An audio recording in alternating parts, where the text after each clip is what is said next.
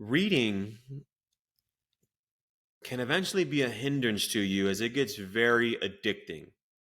It's very easy to end up in this position where you just want to excessively consume information without taking any action or without actually implementing anything that you're learning. It tricks you into thinking that you're actually making progress in life, but really it's just this weird form of mental masturbation. You know,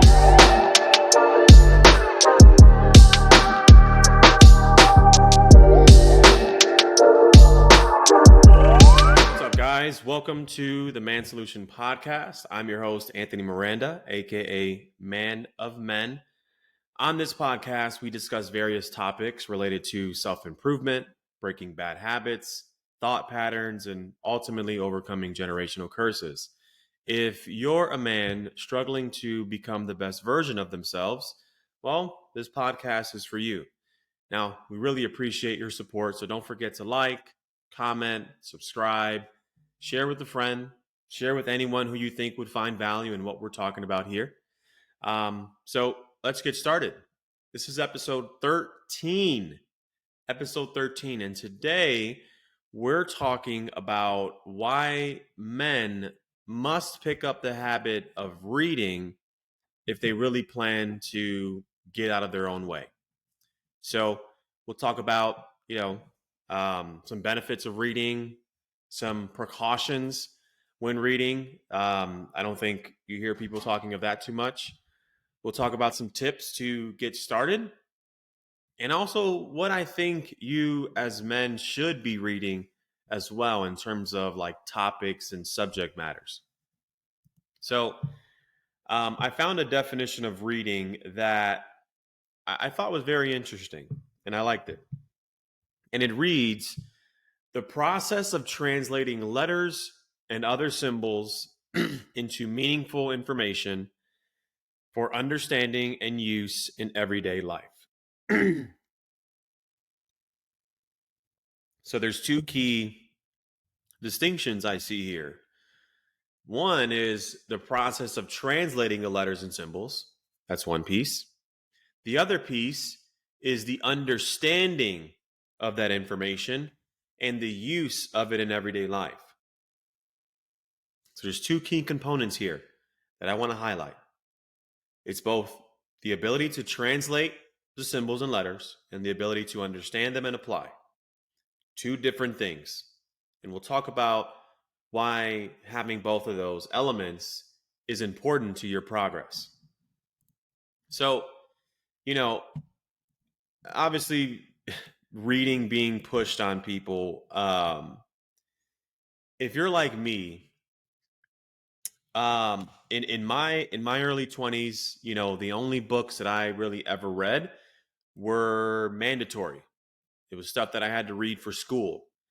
I never actually read the books either. It was busy work to me. It was a waste of time. I would just show up to class, pay attention to the discussion, and that would give me enough context to eventually pass the quiz or test when we take it. It was a waste of time for me. I never read this shit. So I never saw the value of it until I saw a quote from Mark Twain. And it reads, the man who does not read good books has no advantage over the man who can't read them. I'll read that one more time. The man who does not read good books has no advantage over the man who can't read them. Now, that was mind-blowing for me because initially you would, think that someone who can't read is of somehow lesser intelligence. So this made me realize how much I'm actually limiting myself.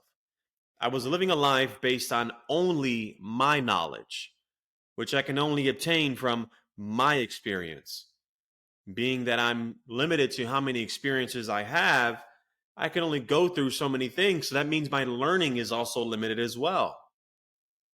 This is why people read. When reading, you get to take someone else's life experience and essentially absorb it in a matter of a few weeks, month, however long, it takes you to read the book. When you think these authors take decades of their lives and condense their wisdom, their knowledge, their expertise down into a few hundred pages that's actually digestible. The first book that I officially read like on my own was Can't Hurt Me by David Goggins. Now, this book really set me on the path of completely breaking myself down and rebuilding myself back up. At that point in my life, it was around mid 2018, I want to say. I was depressed. I was in a very dark place. I was trying to get rid of a lot of bad habits, related to sin ultimately. And, this book gave me the insight. It gave me the motivation to kick my own ass back into shape. Who's to say where I'd be if I never picked up that book? Who's to say where I'd be right now if I didn't grudgingly read through it page by page, line by line, word by word, which is very difficult when you first begin trying to read when you don't. When you don't enjoy reading, trying to force yourself to focus on these words is very difficult because there's a very low dopaminergic reward that we receive from reading the text on these pages.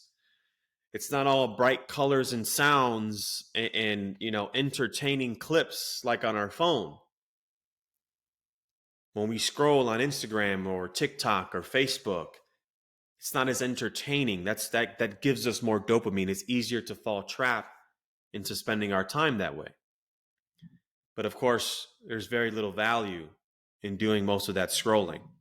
And the real value comes from giving ourselves these new perspectives on life that are living inside of books.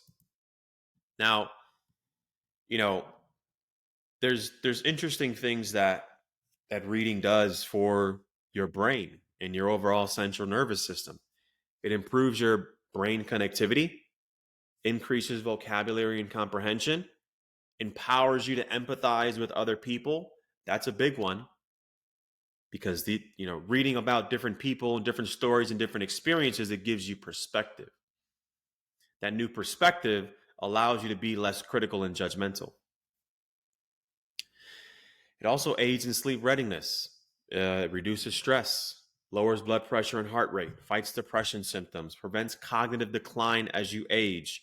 All very powerful things. Incredibly powerful things. Now, I want to cover some tips to start reading. And obviously it sounds simple, right? Like, dude, just pick up the book and read, but it's difficult. Like I mentioned, especially if it's not something that's already a habit for you.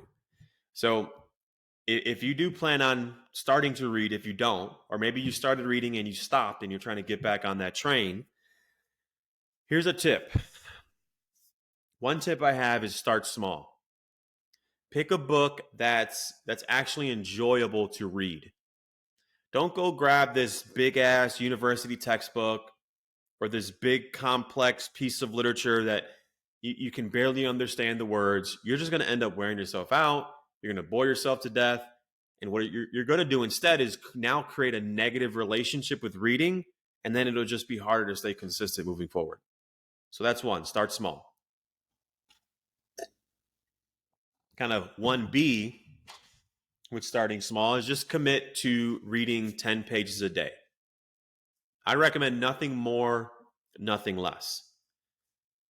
If you start reading, you get past your 10 and you want to hit 15, I recommend stopping. Because just like any other habit you're trying to build, if you just decide one day to give it 150%, you're going to burn yourself out. And then that next day, you're going to be a lot less inclined to want to read because of how much you read the day prior. And you're going to start negotiating with yourself and convincing yourself that you don't have to read today because of the work that you put in yesterday. It's very much easier to build brick by brick, layer by layer, and just follow a very strict incremental process. 10 pages a day, 10 pages a day, 10 pages a day, eventually that'll become a habit, right? It'll become so second nature that you no longer have to force yourself to read. Getting through 10 pages is a breeze.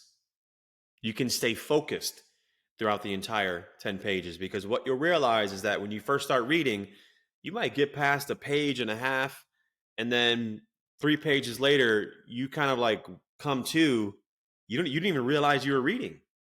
You don't even know what you just read. It's like when you're driving. Sometimes when you're driving, you kind of wake up and you're like, holy shit, I've been driving for 30 minutes. I'm not even paying attention. You kind of end up on autopilot. So you're not actually comprehending what you're reading. You need to train your focus to stay alert and attentive throughout the entire duration of those 10 pages. That takes practice. I'd also recommend taking your book everywhere as you go. Everywhere you go, excuse me. This is just going to increase the likelihood of you flipping through pages instead of scrolling on your phone online somewhere, right?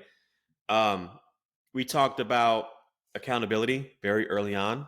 So this is another recommendation is having an accountability buddy. Pick someone that you know enjoys reading and ask them to hold you accountable. Maybe you all can read the same book together. Maybe you all can have weekly meetings and touch base on what you all read. Share the takeaways. Share some insights. That's going to help hold you accountable, because I'm sure you do not want to show up to that meeting without reading the book and having to explain to them that you're just not doing it. Another tip is I recommend not forcing yourself to read something that is incredibly painful. If the book is truly unbearable, if you have zero interest in the book, put it down. I recommend putting it down. I used to have this mindset of, well, I started the book, so I have to finish it, and I'm going to finish it no matter what. And what I ended up doing is finishing the book, but I realized the last 100 pages, I got nothing from it. I essentially wasted my time, because nothing that I was reading was of interest to me, was of value to me, was impactful to me. And that's why I'm reading this book. So that way I can understand the symbols and words and then understand them and apply them. If I'm just understanding the symbols and words, like the first part of that definition I read off to you, but I'm not doing the second part, it's almost a waste of time. Sure, you can argue that the benefit lies in staying committed, but I would rather you pick a book that you would actually stay committed to, and then stay committed to that good book that you enjoy and continue reading. So when we talk about what we should read, I think there's 4 main categories. That first category is religion. I think as men, we all should understand more about your religion. I think it's also wise to understand more about others' religions, because these are beliefs that have been around longer than most ideologies, most texts. They've been around for a very, very long time. So there's a lot of wisdom and insight inside of religious texts. Reading these type of religious books will ultimately help you get closer to finding yourself. And it's going to feed your soul, feed your spirit. So that way you're more in tune with who you are and who you want to show up as, who you want people to see you as, and you're also more in tune with the impact that you want to make on this world. Right? Very important. Another category is philosophy. Reading books about philosophy is really going to allow you to gain perspective on the world. It's going to teach you how to ask the right questions. It's going to teach you how to navigate your own mind inside of this world with so many different ideas, thoughts, thought patterns, behaviors. It teaches you how to navigate the spectrum of your psyche. Very important as a man that you can do that. I think it also helps you seek for the truth, or not necessarily the truth. I think it helps you seek for what's most accurate in every single, situation you find yourself in. Another category is history. History is very important because something we learn from history is that we don't learn from history. And that's due to us not understanding history. And although I know that's difficult, because we do understand that, history books are written by those who have won whatever encounter. So typically we lose sight of the loser's version of the story. And we end up only having one vantage point. So it really takes doing a lot of reading, a lot of seeking knowledge, seeking different texts, seeking different authors from different perspectives and backgrounds to gain a more complete understanding of, any historical event. But it's the seeking of the event there's a lot of power in that. But then also in finding this new information, you now have more context, and you now have a different lens at which you can look at the world. And you can put every single event or circumstance inside of that lens, and you get to see the world not as you like it to be, but as it is. This also helps you see things more accurately. It also helps you not be deceived by evils that are manifesting themselves in the modern society that resemble the evils that have existed in the past. And I think the last important category here is vocational reading. Now, this is obviously really a reading related to your work, to your career, to whatever path you've taken in life. This is reading dedicated to getting better at your craft. Now, this is stuff that you're doing off the job, mind you, to get better, because on the job experience is important, is crucial, but it's really what you do when you're not working on the job, on the clock, whatever you want to call it. That's what's really going to separate you in society, is the work that you put in outside of your normal working hours, whatever that looks like for you. So again, religion, philosophy, history, and then vocational reading. 4 critical categories to dig into when it comes to reading. Now, we're going to wrap up here with some reading precautions. Now, these are things you're really not going to hear most people say. I'm just kind of here to make you aware of these possible pitfalls. Not saying you will fall into one of these traps, but these are things that I fell into. These are things that I've spoken with others, and they fell into these traps as well. Now, understand, one of these traps is that reading can eventually be a hindrance to you, as it gets very addicting.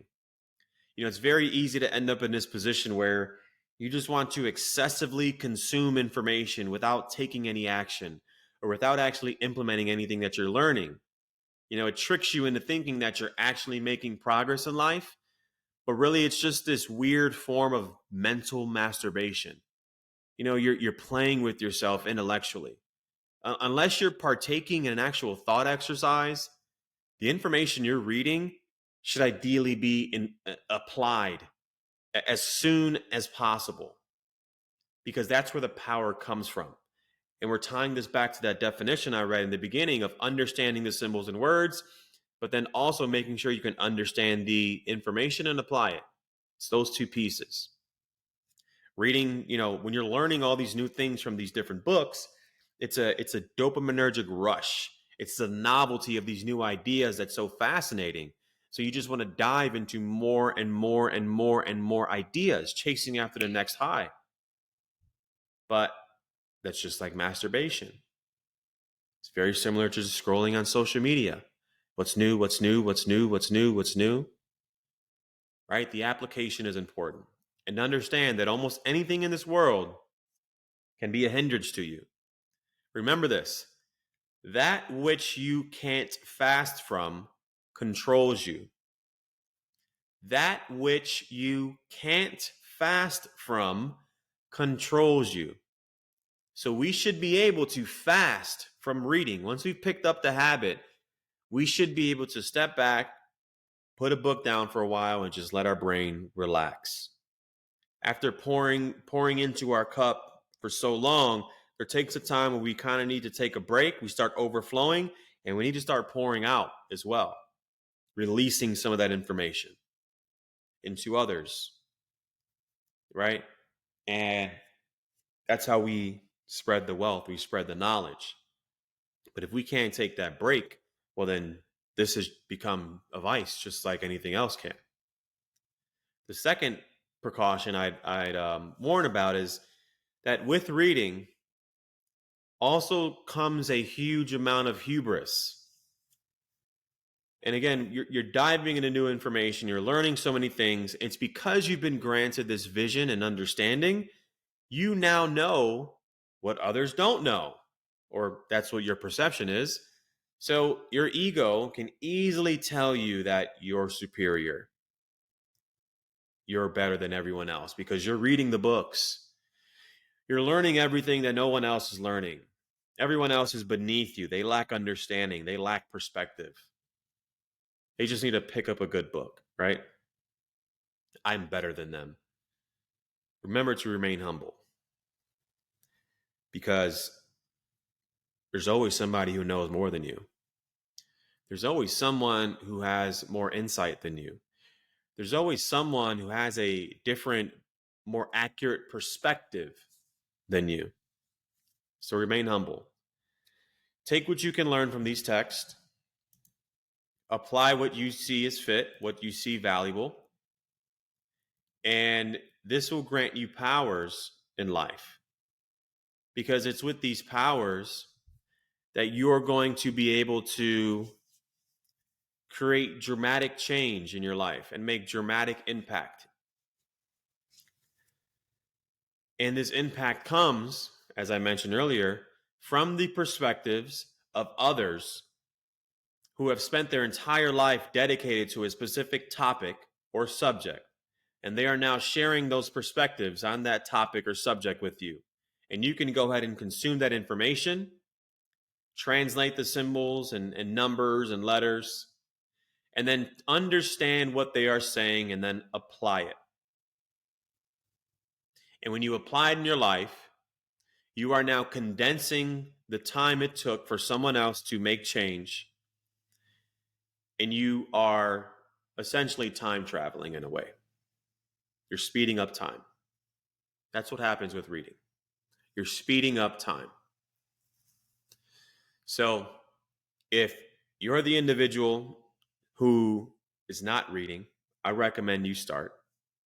If you're the individual that's been reading for a while, I recommend you take a break.